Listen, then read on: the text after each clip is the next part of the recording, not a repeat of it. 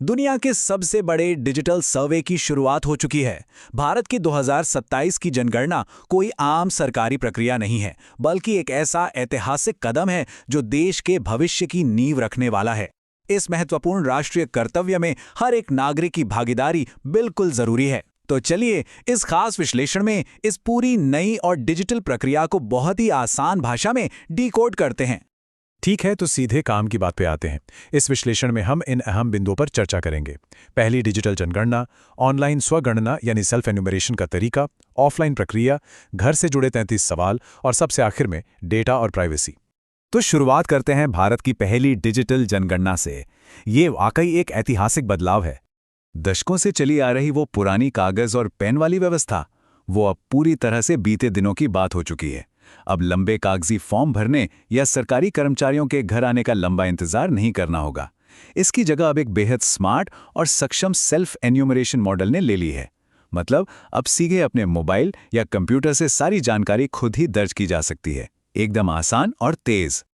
और हाँ, इस डिजिटल क्रांति के अलावा एक और बहुत बड़ी बात है।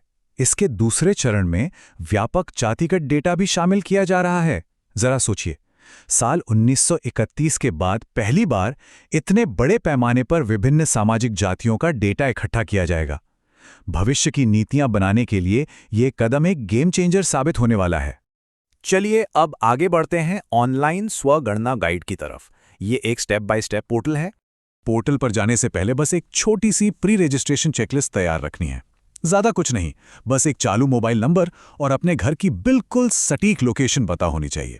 और सबसे अच्छी बात, आधार कार्ड या वोटर आईडी जैसे किसी भी भौतिक दस्तावेज को स्कैन करने, जमा करने या दिखाने की बिल्कुल कोई जरूरत नहीं है ना? एकदम झंझट मुक्त।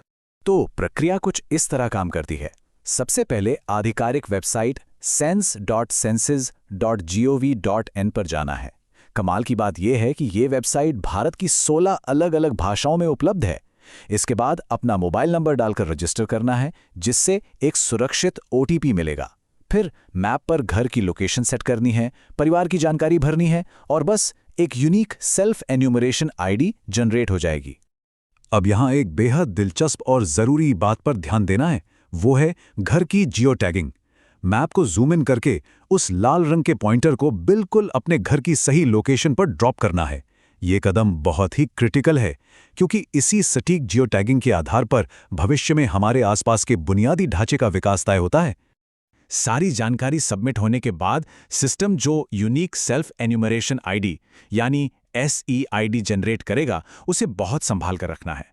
चाहे तो इसे कहीं लिख लें या इसका स्क्रीनशॉट ले लें, क्योंकि जब फील्ड वर्कर वेरिफिकेशन के लिए आएंगे तब इसी सुरक्षित कोड की जरूरत पड़ेगी। अब देखते हैं ऑफलाइन प्रक्रिया।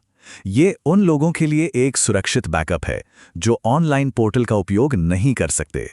इस नंबर पर जरा गौर कीजिए, 31 लाख। सरकार ने देश के कोने कोने तक पहुंचने के लिए 31 लाख से ज्यादा फील्ड वर्कर्स की एक बहुत बड़ी टीम तैयार की है। ये अपने आप में दिखाता है कि ये अभियान कितने विशाल स्तर पर हो रहा है, ताकि कोई भी नागरिक इस प्रक्रिया से छूट न जाए। इसे ऐसे समझें, पहले फील्ड वर्कर हाथों में कागज के मोटे मोटे बंडल लेकर दरवाजे पर आते थे, लेकिन अब नज़ारा बिल्कुल अलग है। अब वो एक सुरक्षित ऑफलाइन मोबाइल ऐप लेकर आते हैं, और अगर किसी ने ऑनलाइन प्रक्रिया पहले ही पूरी कर ली है तो उसे बस अपनी वही यूनिक SAID दिखानी है और ये पूरी वेरिफिकेशन की प्रक्रिया मुश्किल से 2 मिनट में खत्म हो जाएगी। चलिए अब बात करते हैं उन 33 सवालों की जो इस पहले चरण में पूछे जाएंगे। तो यहाँ सबसे अहम बात यह है कि इस हाउस लिस्टिंग फेज में घर और रोजमर्रा की सुविधाओं से जुड़े पूरे 33 सवाल ही पूछे जाने हैं, ना एक कम ना एक ज्यादा। सटीक डेटा जुटाने के लिए ये 33 सवालों की एक बहुत ही फोकस लिस्ट है। इन सवालों में बुनियादी सुविधाओं की पूरी जानकारी ली जाएगी, जैसे मकान की छत, दीवार और फर्श किस चीज से बने हैं, मकान अपना है या किराए का, पीने के पानी का मुख्य साधन क्या है, घर में बिजली, शौचालय की सुविधा और रसोई गैस का कनेक्शन है या नहीं।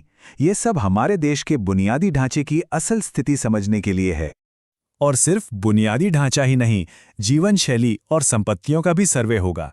इसमें कुछ ऐसे सवाल होंगे जैसे घर में टीवी है, इंटरनेट चलता है, कंप्यूटर या फिर 2 पहिया या 4 पहिया वाहन मौजूद हैं। इन सवालों से अर्थव्यवस्था की असली जमीनी हकीकत और लोगों के रहन-सहन का स्तर पता चलता है। इस बार की जनगणना में एक बहुत ही प्रगतिशील कदम उठाया गया है। जो लिव इन कपल्स अपनी मर्जी से एक साथ रह रहे हैं, उनके डेटा को भी दर्ज करने का खास प्रावधान है। पोर्टल उन्हें बिल्कुल शादीशुदा जोड़ों की तरह ही रिकॉर्ड करता है। ये वाकई आधुनिक भारत के बदलते हुए सामाजिक ताने-बाने को बहुत अच्छे से दर्शाता है। आखिर में आते हैं सबसे अहम मुद्दे पर, जनगणना का डेटा और प्राइवेसी।